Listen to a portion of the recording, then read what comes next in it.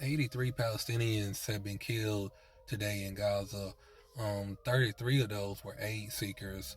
Now that makes over 60,000 at this point.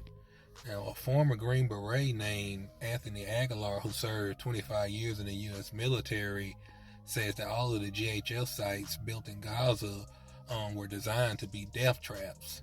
He said they all were set up in IDF combat zones, and he said U.S. citizens who worked with um, the GHF, they were basically subcontracted by the GHF and IDF soldiers as well, fired on unarmed aid seekers for no reason.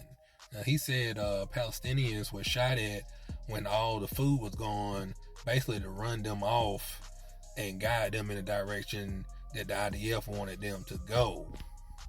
So it's like they bring thousands of Palestinians in to this one particular spot, and it's just how he described it, was very unorganized. Like there was no real setup. They just set the boxes of food down, and whoever got to it quick enough would end up with food for that day. He said it could be up to 8 to 10,000 people at one site, and in 8 minutes all the food will be gone, and basically whoever moves the quickest is the ones who end up with the food.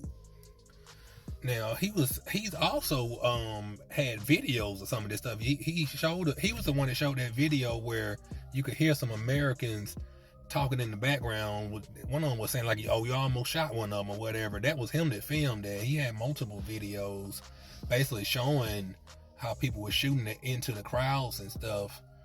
And he also said that it was a young boy who came up after all the food was gone, just walked up to him. He only had like a half bag of rice that had basically was left on the ground, after everybody else had scavenged over everything. And he said the boy was just thanking them just for even that little bit of food.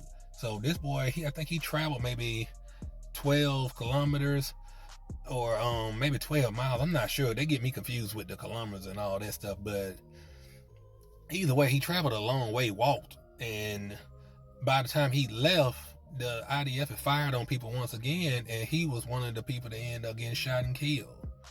And Anthony said that happens pretty much on a regular basis over there. Now, he worked over there for maybe 40 days or so, but ultimately ended up quitting because he just didn't like how they were doing things over there.